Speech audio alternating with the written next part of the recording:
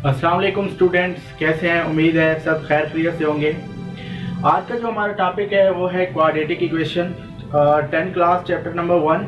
Quadratic equation क्या है, इसको हम कैसे सॉल्व करते हैं, कौन से मेथड से क्वाड्रेटिक इक्वेशन सॉल्व की जाती है। तो आज ब्रीफली हम इस क्वाड्रेटिक इक्वेशन वाले टॉपिक में ये सब कुछ पढ़ेंगे। बहुत ही इंपॉर्टेंट और बहुत ही सिंपल टॉपिक है।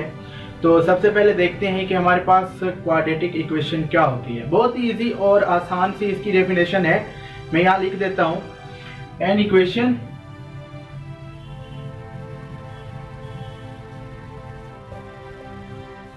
in which variable power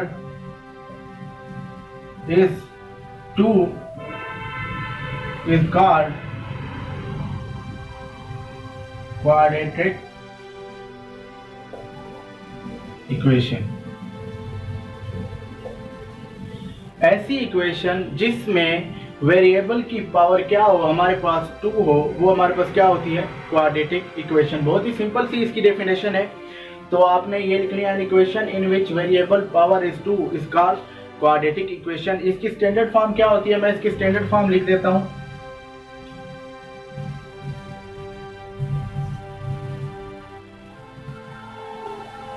बहुत से बोर्ड में ये क्वाड्रेटिक इक्वेशन की डेफिनेशन पूछी जाती है और मोस्टली कहा जाता है कि इसकी स्टैंडर्ड फॉर्म क्या है। तो इसकी स्टैंडर्ड फॉर्म बहुत ही आसान है, ax square plus bx plus c is equal to 0। ये हमारे पास क्या है? क्वाड्रेटिक इक्वेशन है। देखें, इसमें वेरिएबल x यूज हुआ है और a b c इसके कोएफिशिएंट है जो रियल नंबर है, रियल नंबर हो सकते हैं। अब हमारे पास देखिए, इसमें जो वेरिएबल है उसकी पावर क्या है? 2 है। देखें, हाईएस्ट पावर क्या है इसमें? वेरिएबल की 2 है इस इक्वेशन में। तो ये हमारे पास क्या है? क्वाड्रेटिक इक्वेशन, उसकी स्टैंडर्ड फॉर्म है। तो इस तरह आपने इसकी डेफिनेशन डिफाइन करनी है और स्टैंडर्ड फॉर्म लिखनी है कि an equation in which variable power is 2 is called quadratic equation. ये इसकी स्टैंडर्ड फॉर्म है। फिर बहुत इंपॉर्टेंट इसकी डेफिनेशन जो है वो पूछी जाती है कि प्योर क्वाड्रेटिक इक्वेशन क्या होती है। तो अब हमारे पास ये देखिए, ये स्टैंडर्ड फॉर्म है, ax square plus bx plus c is equal to 0। ये स्टैंडर्ड फॉर्म है क्वाड्रेटिक इक्वेशन की। अब अगर इस फॉर्म में b की वैल्यू क्या आ जाए? हमारे पास 0 आ जाए। b की वैल्यू क्या आ जाए? 0। तो हमारे पास जो इक्वेशन बनती है ax square plus c is equal to 0। देखें, इस स्टैंडर्ड फॉर्म में हमने b की वैल्यू 0 ले ली, तो जब 0 वेरिएबल x के साथ मल्टीप्लाई होगा तो वो 0 हो जाएगा।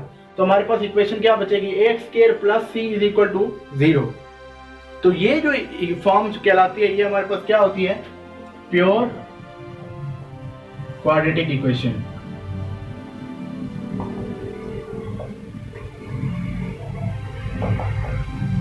बहुत ही इंपॉर्टेंट है, मोस्टली बोर्ड में ये पूछा जाता है कि हमारे पास प्योर क्वाड्रेटिक इक्वेशन क्या होती है। तो आपने बताना है कि अगर हमारे पास quadratic equation ax square plus bx plus c में b की वैल्यू क्या हो? 0 हो, तो हमारे पास ये जो फॉर्म होती है ax square plus c is equal to 0, ये हमारे पास क्या कहलाती है? Pure quadratic equation form. अब हमारे पास क्या आता है कि हम इसको क्वाड्रेटिक इक्वेशन को कितने मेथड से सॉल्व करते हैं। बहुत ही इजी है। इसके 3 मेथड होते हैं जिससे क्वाड्रेटिक इक्वेशन सॉल्व की जाती है। सबसे पहले जो हमारे पास मेथड होता है,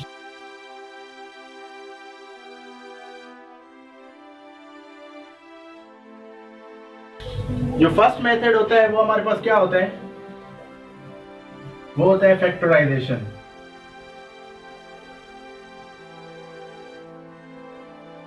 सेकंड इसका मेथड जो होता है हमारे पास क्या होता है? Completing square.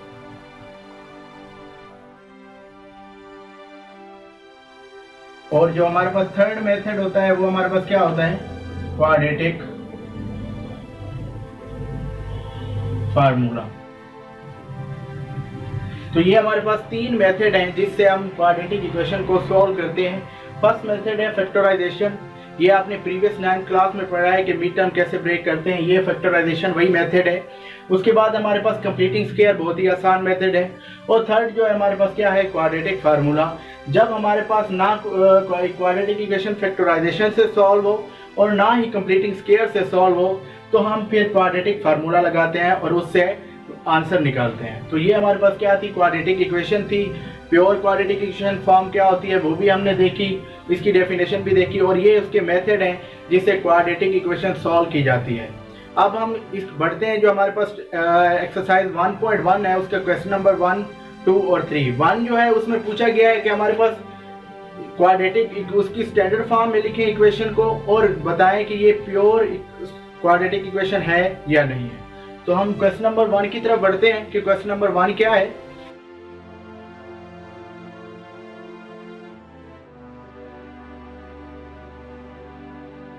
तो हमारे पास जो क्वेश्चन नंबर 1 है वो क्या है, हमारे पास x minus 3 is equal to -7। तो सबसे पहले उन्होंने ये क्वेश्चन नंबर 1 का फर्स्ट पार्ट है, तो उन्होंने पूछा है कि हमारे पास क्या है ये क्वेश्चन, ये इसकी स्टैंडर्ड फॉर्म में लिखें क्वाड्रेटिक इक्वेशन की और बताएं कि ये क्या ये प्योर क्वाड्रेटिक इक्वेशन है या नहीं है। तो हम क्या करते हैं, सबसे पहले तो इसको स्टैंडर्ड फॉर्म में लिखते हैं। अब देखें x को पूरी इक्वेशन के साथ मल्टीप्लाई करते हैं क्योंकि ये दोनों प्रोडक्ट हैं, प्लस 7 को भी -7। ठीक है, अब ये x square minus 3x plus 7x minus 21 is equal to -7। अब ये क्या आ जाएगा, x square minus 3x plus 7x plus 4x minus 21, 7 equal के इस तरफ आएगा तो प्लस हो जाएगा इज इक्वल टू 0। तो ये x स्क्वायर प्लस 4x, ये माइनस हमारे पास क्या बचेगा 14 इज इक्वल टू 0। ये हमारे पास क्या है, standard form of quadratic equation. देखें इसमें x square plus 4x minus 14 is equal to 0। इसमें अब a की वैल्यू 1 है, b की 4 है और c की -14 है, तो ये हमारे पास स्टैंडर्ड फॉर्म आ गई। अब उसने पूछा है कि पॉइंट आउट करें कि क्या ये प्योर क्वाड्रेटिक इक्वेशन फॉर्म है। नहीं, ये प्योर नहीं है, ये उसकी स्टैंडर्ड है क्योंकि इसमें b की वैल्यू 0 नहीं है। तो ये क्वेश्चन नंबर 1 है हमारे पास। और इसी तरह हमारे पास क्वेश्चन नंबर 1 के बहुत से दूसरे पार्ट्स भी हैं जिसको हमने स्टैंडर्ड फॉर्म में लिखना है। मैं एक दो और सवाल कर देता हूँ।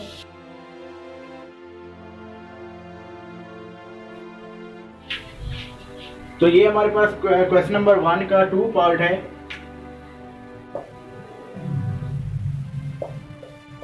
एक्सरसाइज जो हमारे पास है वो है 1.1। तो ये उसका 2 पार्ट है, तो हम उसको सॉल्व करने लगे हैं। इसी तरह हमारे पास 5 पार्ट है। सबसे पहले हम इसका 2 पार्ट सॉल्व करते हैं। ये हमारे पास है x और x plus 1 plus x plus 1 और x इज इक्वल टू 6। तो सबसे पहले इसको हम इसकी स्टैंडर्ड फॉर्म में लिखते हैं इस इक्वेशन को। ये इसका एलसीएम लेते हैं x प्लस 1, इससे मल्टीप्लाई हो जाएगा, ये हो जाएगा x स्क्वायर प्लस और ये